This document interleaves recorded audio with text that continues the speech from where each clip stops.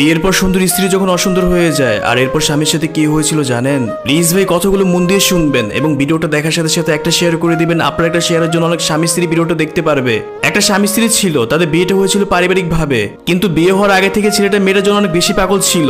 মেয়েটা বিকেলবেলা যেখানে প্রাইভেট পড়তো সেখানে ছেলেটার বাসা ছিল এবং প্রত্যেকদিনের মতো যখন মেয়েটা বিকেলবেলা প্রাইভেট পড়তে যাচ্ছিল আর ওরকম সময় ছেলেটা মেয়েটাকে প্রথমবারের মতো দেখতে পায় এবং প্রথম দেখা ছেলেটার কাছে মেয়েটাকে ভালো লেগে যায়। এরপর ছেলেটাও মনে মনে ঠিক করে যত কিছু হোক এই মেয়েটার সাথে আমি সম্পর্ক করব।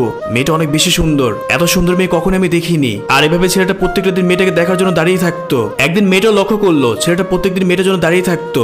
অবশ্যই মেয়েটার কাছে এগুলো ভালো লাগতো, আবার বিরক্তও লাগতো, কারণ আশেপাশে অনেক মানুষ অনেক কিছু মনে করতো।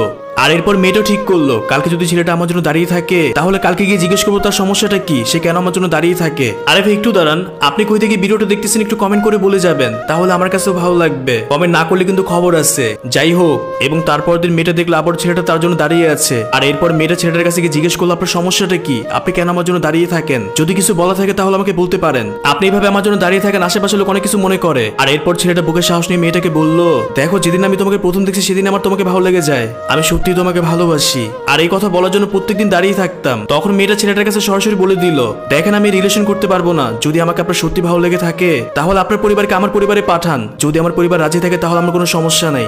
আর মেয়েটার কাছে এই কথা শোনার পর ছেলেটা মেয়েটাকে বললো আচ্ছা ঠিক আছে, আমার পরিবারকে তোমার পরিবারের কাছে পাঠাবো। আর এরপর ছেলেটা মেয়েটার পিছনে পিছনে গিয়ে মেয়েটার বাসা চিনে আসলো। তখন ছেলেটা মনে মনে ভাবতেছে আমি কি করে আমার পরিবারকে তার পরিবারে পাঠাবো, আমি কি করে আমার পরিবারকে আমার বিয়ের কথা বলবো, কিন্তু যত কিছু হোক এই মেয়েকে আমি ছাড়তে পারবো না, বিয়ে করলে এই মেয়েকে আমি বিয়ে করবো। আর এরপর ছেলেটা তার বাসায় গিয়ে তার মাকে বললো দেখো আমি একটা মেয়েকে পাগলের মতো ভালোবাসি, আমি ওকে বিয়ে করতে চাই, আমি চাই তুমি তার পরিবারের সাথে কথা বলো। প্রথম প্রথম ছেলেটার মা রাজি হচ্ছিল না।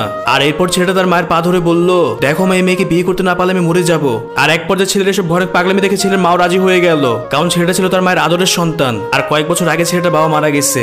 আর এরপর ছেলেটা মা মিলে মেয়েটার পরিবারের সাথে কথা বলতে গেল। আর এরপর যখন মেয়েটার পরিবার দেখলো ছেলেদের আর্থিক অবস্থাও ভালো, এখানে তাদের মেয়েটা সুখে থাকবে, তখন মেয়েটার পরিবার রাজি হয়ে গেল।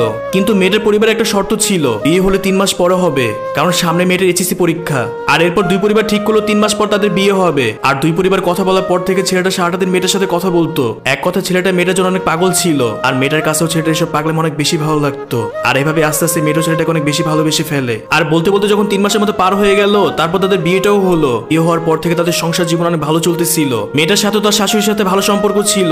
মেয়েটার স্বামী যখন কাজের জন্য সারাদিন বাইরে থাকতো তখন কোনো মেয়ের দিকে তাকাতো না। মেয়েটার স্বামী তখন একটা কথাই ভাবতো আমার ঘরে একটা বউ আছে, আমি কেন অন্য মেয়ের দিকে তাকাবো। এবং সারাদিন কাজ করার পর যখন মেয়েটার স্বামী বাসায় যেত মেয়েটা তার স্বামীকে অনেক আদর করতো আর স্বামীও তার স্ত্রীকে অনেক বেশি আদর করতো।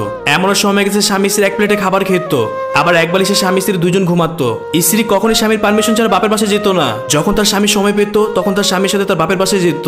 এবং স্ত্রী কখনো একা বাসার বাইরে যেত না। এবং স্ত্রী কখনই তার ছেলে কাজিনদের সাথে কথা বলতো না, কারণ স্ত্রী মনে করতো সে যদি কোনো ছেলের সাথে কথা বলে তাহলে তার স্বামী কষ্ট পাবে। স্বামীর কাছে স্ত্রীর শরীরের ঘ্রাণ অনেক বেশি ভালো লাগতো, যেটা কিনা স্বামী তার স্ত্রীকে সবসময় বলতো। স্ত্রীর কোনো কিছু দরকার হলে স্বামীর কাছে চাওয়ার আগে স্বামী তার স্ত্রীকে সেটা দিয়ে দিত। এত পরিমাণ কেয়ার স্বামী তার স্ত্রীকে করতো। একদিন মেয়েটার শাশুড়ি মেয়েটার খালা শাশুড়ি বাসায় গিয়েছিল এবং মেয়েটার শাশুড়ি যাওয়ার পর মেয়েটা অনেক অসুস্থ হয়ে পড়ে। এবং স্বামী যখন সারাটা দিন কাজ করার পর বাসায় এসে থেকে তার স্ত্রী অসুস্থ, তখন স্বামীর মাথায় দুইটা জিনিসই ঘুরপাক খাচ্ছিল, কি করলে আমার স্ত্রী ভালো হয়ে যাবে, কি করলে আমার স্ত্রীর কাছে ভালো লাগবে। আর স্বামীর সব পাগলামি দেখে স্ত্রী সবসময় সবার কাছে বলতো আমি সত্যি অনেক ভাগ্যবান যার জন্য এরকম ভালো একটা স্বামী পাইছি। আর এইভাবে বলতে বলতে যখন 2 বছরের মতো পার হয়ে গেল ধীরে ধীরে স্বামী পরিবর্তন হয়ে যাচ্ছিল। আগের মতো স্ত্রীর কাছেও আসতো না, স্ত্রীর কেয়ারও করতো না এবং অন্যান্য মেয়েদের সাথে কথা বলতো। এমন সময় গেছে স্বামী স্ত্রী যখন রাতে শুয়ে থাকতো তখন স্বামী অন্যান্য মেয়েদের সাথে চ্যাটিং করতো। মেয়েটা এগুলো সব সহ্য করতো। জাস্ট একটা বার ভাবেন একটা মেয়ে কি কখনোই তার স্বামীর ভাগ কাউকে দিতে পারে? আমার মনে হয় পারে না। ধীরে ধীরে মেয়েটার সুন্দরতা হারিয়ে যাচ্ছিল। মেয়েটার শরীর থেকে আগের মতো ঘ্রাণও আসতো না আর স্বামী মেয়েটার কাছেও যেত না। আগের মতো ঘ্রাণ আগের মতো সুন্দর কি করে লাগবে? মেয়েটা সকাল থেকে সারাটা দিন বাসার সব কাজ করতো। এভাবেই কাটতেছিল মেয়েটার জীবন। একদিন দুপুরবেলা মেয়েটা অসুস্থ হয়ে পড়লো এবং ডাক্তার দেখানোর পর জানতে পারলো স্ত্রী পেটে বাচ্চা। তখন বাসার প্রত্যেকটা মানুষ খুশি হয়েছিল এবং তখন মেয়েটা মনে মনে চিন্তা করতেছিল এই বাচ্চারও ছিল হয়তো আমার স্বামী আগের মতো হয়ে যাবে, আগের মতো আমাকে ভালোবাসবে। কিন্তু স্বামীর ভিতরে কোনো পরিবর্তন আসতেছিল না। এরপর বলতে বলতে মেয়েটার একটা মেয়ে বাচ্চা হলো এবং বাচ্চা হওয়ার পর মেয়েটার সুন্দরতা আরো নষ্ট হয়ে গেল।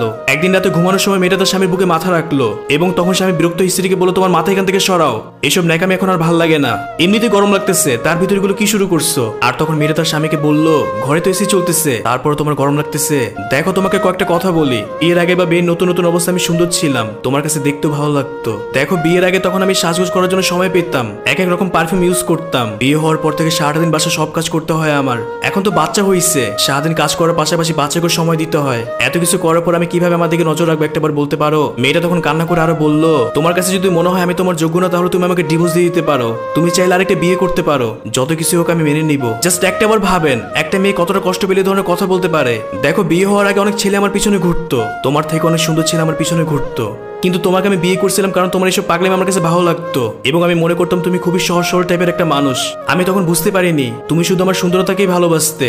দেখো তোমার কাছে যেরকম মনে হয় বিয়ে হওয়ার পর আমি পুরনো হয়ে গেছি, ঠিক সেরকম তুমিও তোমার কাছে পুরনো হয়ে গেছো। ওই আমার কি তোমার প্রতি বিন্দুমাত্র ভালোবাসা কমছে? বিন্দুমাত্র ভালোবাসা কমে নাই। যাই হোক আমি কালকেই বাবার বাসায় চলে যাব। তোমার যদি মনে হয় তুমি ডিভোর্স লেটার পাঠিয়ে দিতে পারো। স্ত্রীর কাছ থেকে কথা শোনার পর স্বামীও তার ভুলটা বুঝতে পারলো এবং স্বামীও তখন তার স্ত্রীর কাছে অনেক মাপ চাইলো, আর এরপর স্ত্রীও তার স্বামীকে মাফ করে দিল।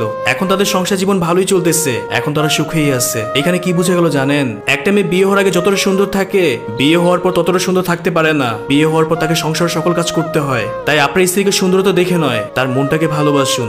সারাদিন আপনি যেরকম বাইরে কাজ করেন, সেও সারাদিন বাসার সব কাজ করে। আপনি স্বামী হয়ে যখন সারাদিন পর আপনার স্ত্রীর দিকে তাকিয়ে বলবেন তোমাকে অনেক সুন্দর লাগতেছে এবং স্ত্রীর সাথে যখন একটু ভালোবেসে কথা বলবেন, তখন আপনার স্ত্রী সারাদিনের সব কষ্ট ভুলে যাবে। আপনার স্ত্রী আপনার কাছ থেকে বেশি কিছু চায় না, শুধুমাত্র একটু ভালোবাসাই চায়। আমি জানি না শেষ অব্দি কে কি ভিডিওটা দেখছেন। যদি শেষ অব্দি ভিডিওটা দেখে থাকেন তাহলে অবশ্যই কমেন্ট করে বলবেন আপনি শেষ অব্দি ভিডিওটা দেখছেন কিনা।